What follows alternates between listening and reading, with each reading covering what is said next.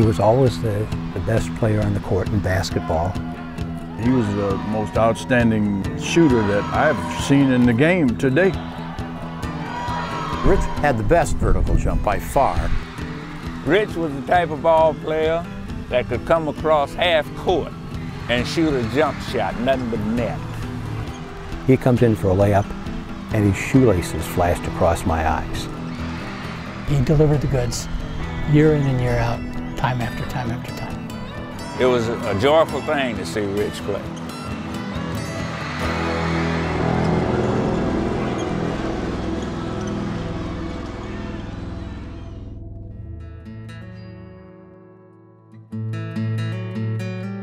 He was playing basketball with older kids when he was very young.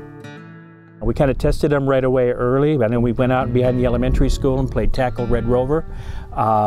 Yeah, he stood up to us just fine. I was playing with guys 14 when I was 8 or 9, and when I was 11, I was playing with 18-year-old guys. It was obvious at that point. He came up as a freshman, he's playing on the varsity. I mean, everybody knew what was going on.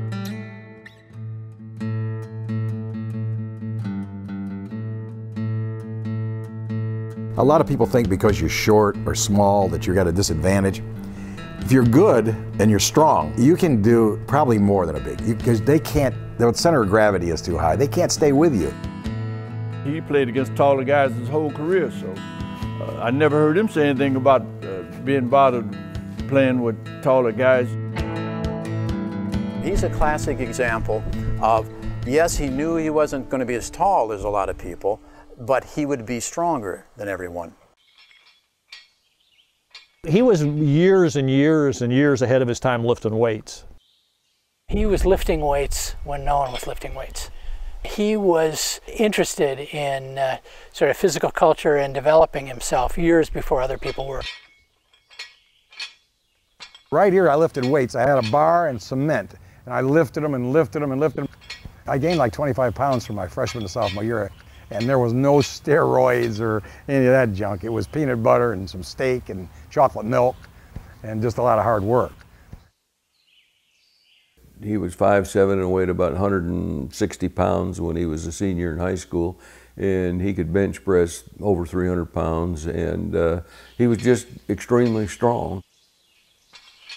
Rich was always aggressive about everything he did. Till 11 or 12 at night, you know, bump, bump, bump, bump, bump. Rich would be out there shooting baskets. When he was playing in the gym in basketball and taking his shots, he was never happy if the ball rattled and hit the rim a little bit. He wanted it to be all net. He wanted it to be right there. After practice was over, then he'd say, "Coach, we got to shoot." And so he had a circle of where he likes to shoot his jump shots from. And he had to make 10 in a row from each spot, or we started all over again. And I was late for dinner many, many nights because I was there shooting baskets with him. I was practicing all the time. I was doing it for fun. It was just fun. And I could never get enough of it.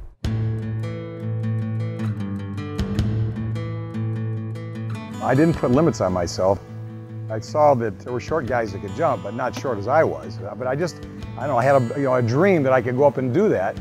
And I think you have to have patience though as an athlete. You know, I couldn't do that immediately. I could touch the little loop on the net, and then I could touch the backboard, and then I could touch the brace, and then I could touch the rim. I wanted to be really good. I really wanted to be good. And when I came out on the floor, I'm sure that people who came to see me thought, that's the guy? He's, you know, 5'7", you know. Of course, when I jumped up and dunked it, it made a little difference. And little as he was, you'd be surprised how high he got up in the air with the big fellows.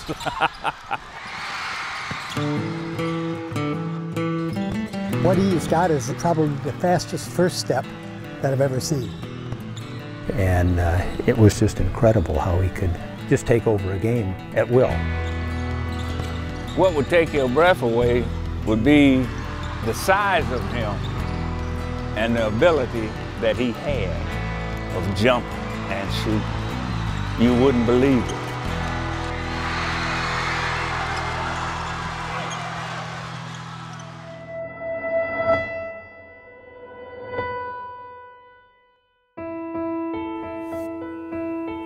I met Rich Jordan.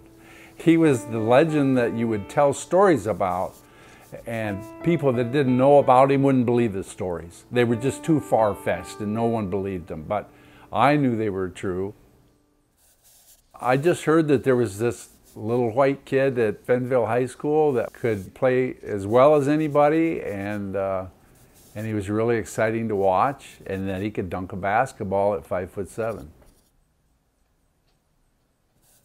When I do paintings, when I do art pieces, I try to collect items that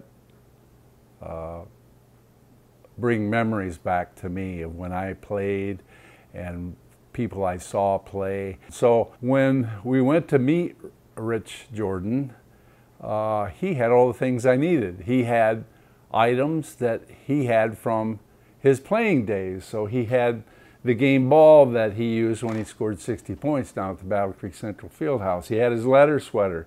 He had newspaper clippings and his jersey. I wanted to do this painting because Rich was a person that was not from a big-time town. He was from a smaller town, but he was a big-time legend. He was a big-time name. And what a good example he is for kids today, that a small guy in a small town can work hard and do great things. And I just think that's a great story.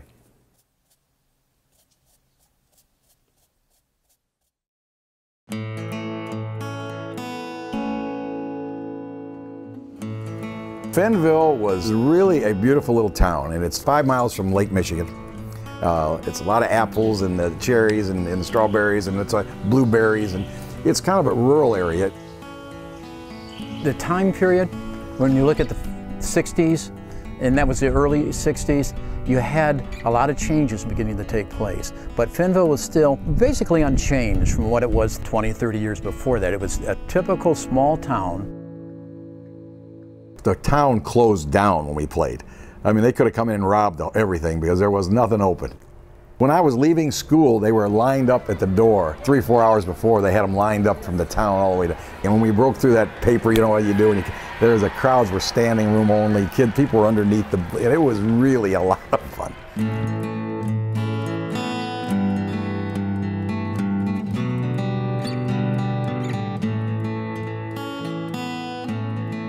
Rich's family, you couldn't meet better people.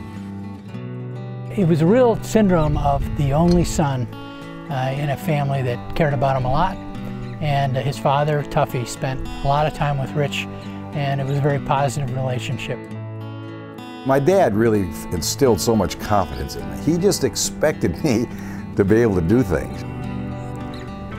He was from Missouri, and he was a poor boy that had picked cotton when he was a kid, and he was very proud of it. He picked 500 pounds of cotton in one day at 11 and 12 years old. He would carry it.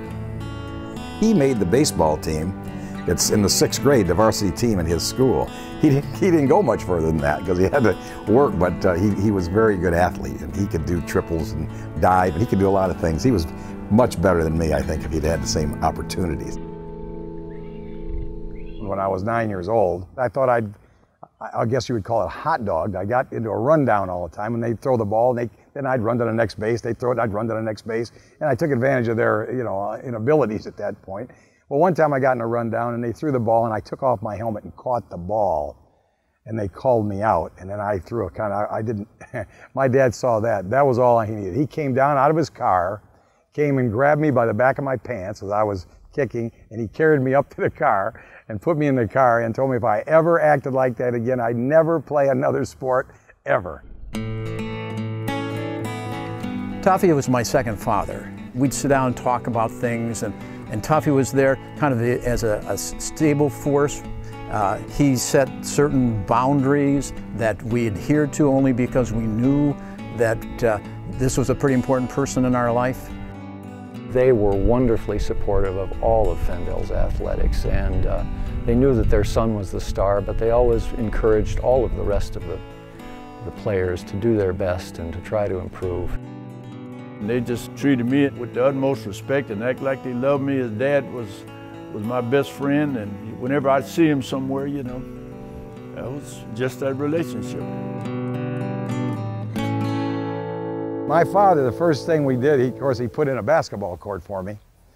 And he did this himself. He laid the cement down himself, put it in. But this doesn't look very big, but we've had 6'8" guys on here, 6'9". There was people over there all the time, and there were people over there playing basketball all the time. We played basketball all the time. Or in the winter, there was people over there playing electric football. And the gathering point was Richie's house. We used to play wiffle ball over there. Always had a basketball game going on with music. It was a gathering point. And we'd play basketball, and we'd have Kool-Aid and listen to records after school, and just got to be a real kind of a family. They were so sociable, you know. It was just more or less, we went to Fenville, we went over to Rich Jordan's house.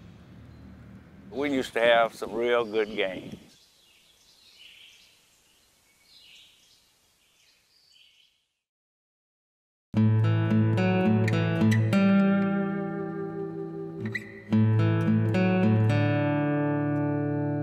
In the 50s and 60s, when we were all growing up, being Jewish was more difficult. There was a lot of anti-Semitism, a lot. I had a few anti-Semitic things over the years, but nothing like this particular night. I come into this place, and they got signs up. We're going to get you to night number 12, you Jew, and all this stuff. And I took the ball out of bounds, and the one lady pulled the hair on the back of my legs and spit on my shoulder and said, "We're going to get you, Jew." And I mean, I couldn't believe what was going on, and they weren't doing anything about it. The referee was like he didn't see it, he didn't hear it.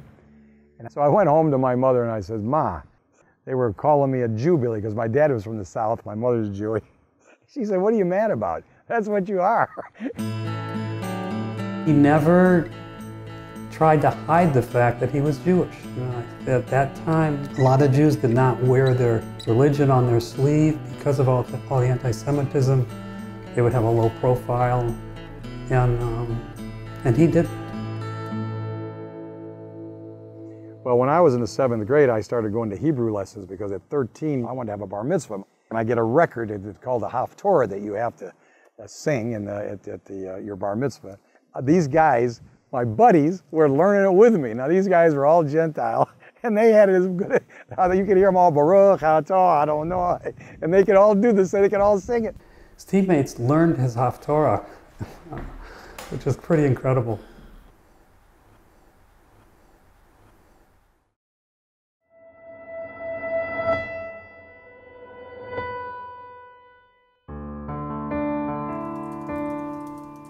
I first heard about Rich Jordan when I was in the 7th grade, and a coach happened to be my math teacher. And I will never forget him making the statement that right now in Fenville, Michigan, there's a kid in the 6th grade by the name of Richie Jordan who he thought could play on any varsity team in the state as a 6th grader. He was always pushing himself. Could I go a little higher, a little faster? And I had just never forgotten that. And I've always said and have written about that time and what he did. I even wrote a fairy tale about him called Court Royalty, which kind of summed up for me what Rich was all about. And I said in the conclusion of the written piece, he could really fly. And oh, how he could fly. And he could. We'd never seen anything quite like him.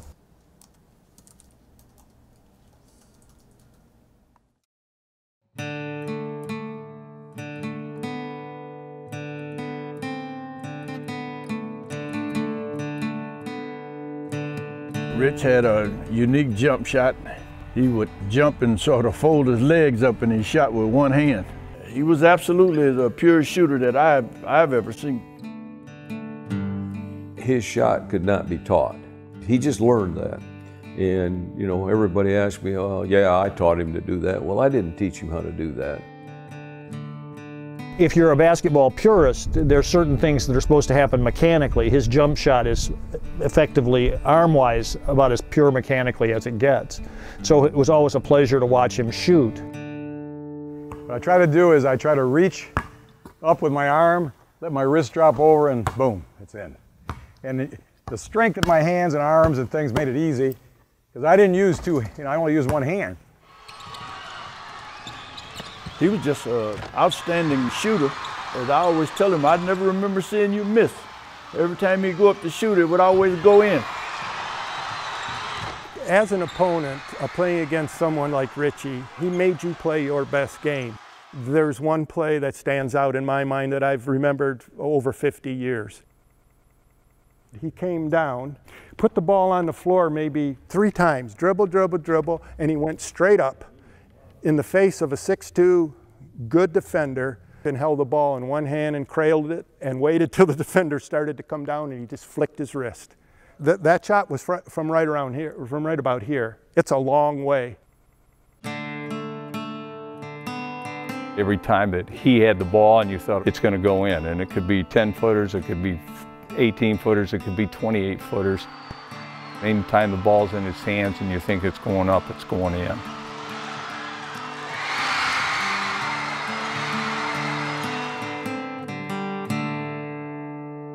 It would be amazing to find out, and it's impossible to do so, but how many points that he might have scored had they had the three-point line. Because I can remember one time his senior year, there were several college scouts at a game at Hopkins, and he missed his first couple 3 shots. And then he made 15 in a row from the middle of the second quarter till halftime. And every one of those would have been 3-point shots. Instead of having 30 points at halftime, he would have had 45 points at halftime. Some people would have thought that Rich was arrogant. But where do you separate arrogance or confidence? I mean, he knew he was good. Even in warm-ups, you saw something in his demeanor that this guy just has that certain thing. He wasn't your average high school player. Richie was focused. He was already thinking about what he wanted to do, how he was going to do it. He was in game mode right from the get-go. His demeanor never changed. Didn't pout, didn't, be disgusted or anything. Just come back down and shoot it the same way. He had no real outward signs of emotion. He could miss 3 shots, he could make 5 in a row. You would never know it.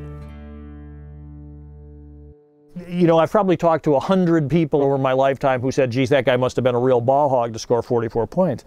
He was anything but a ball hog. The thing with our team is everybody knew what they were supposed to do, and everybody did what they were supposed to do. If you'd watched us play, the ball moved around a lot of fast breaks, and all of us had some pretty good speed. We all got our hands on the ball at various times. It wasn't kind of just feed Rich and let him shoot. Because you don't do these things by yourself, And if a person was open, they got the ball from me. It would be a pleasure to play with somebody like Rich because he'd dish it off to you, and you just had to be smart enough to be in the right place and you'd get an easy basket. And it was never all about me. It was, let's win this game as a team.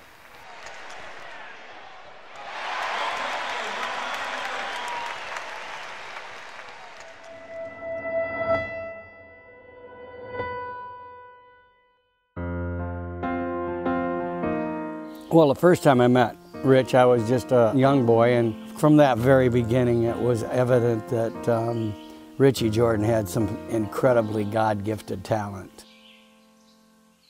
I was a combat medic in Vietnam. I received the Medal of Honor. On May the 13th, 1969, we were to go into Tam Key and be a blocking force for a track unit that was going to come over the hill. They're firing at us, we get 2 helicopters shot down. Well, I noticed one guy lagging behind. So once he went down, I jumped up, automatic. I mean, that's my job, right? I was taught from a very young age, if you're given a job, you don't do it halfway.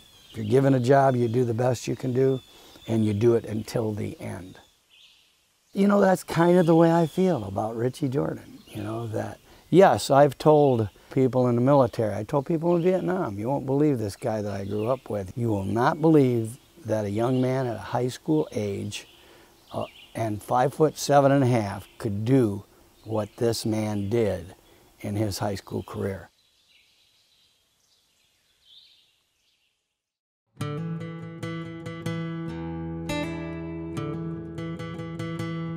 We were supposed to play them the home game. They were supposed to come to Fenville. But the Kalamazoo people were so excited about our team and myself making these points that they suggested that we played in the Kalamazoo, Western Michigan field house.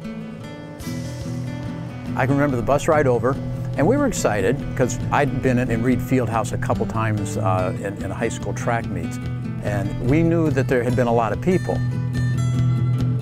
Well, we come in from Fenville to this big arena. It was so exciting, you know, I'd never been on a college court. And the place was chock full, and I don't know, somewhere around 10,000 people in there. And these kids had never played in a crowd like that. And they were so nervous. I got them in the locker room as quick as I could, and we got dressed.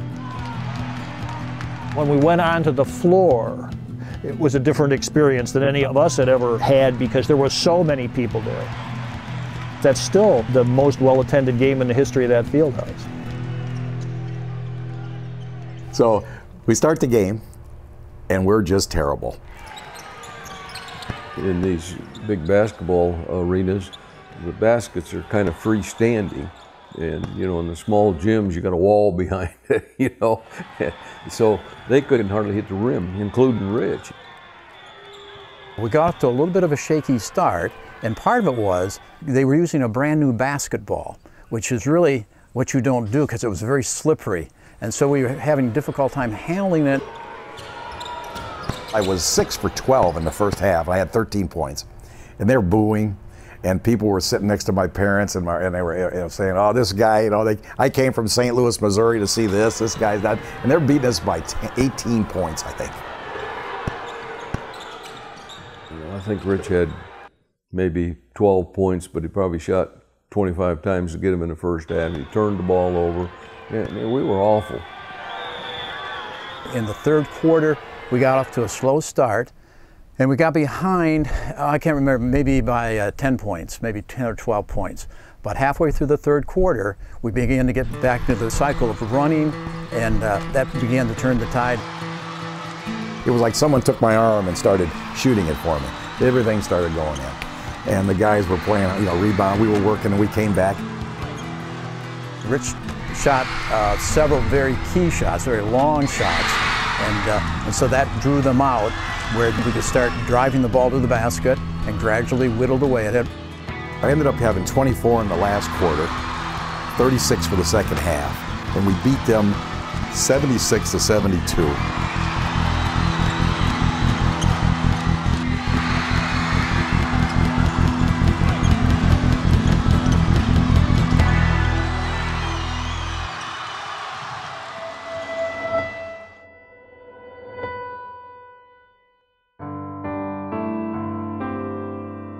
Rich and I were talking one day, and he started going into all these stories in the past. And I was sitting and listening to these amazing stories of his athleticism and the anti-Semitism that he faced. And I thought, you know, you need to be on the wall in the synagogue. You know, we need to have a place for you. People should know all of this. We got a narrative of some of the things that Richie went through and a picture of him. And then Richie put together a compilation of his awards that we've got here. His mom kept a scrapbook of all his accomplishments, and I took some of the things out of the newspapers, articles, and put together his history. The one that touches me the most is this one on the bottom. This was a quote from the Kalamazoo Gazette. It says, "Michigan high school basketball will never be quite the same." It touches me really deeply. It's Richie Jordan played his final game.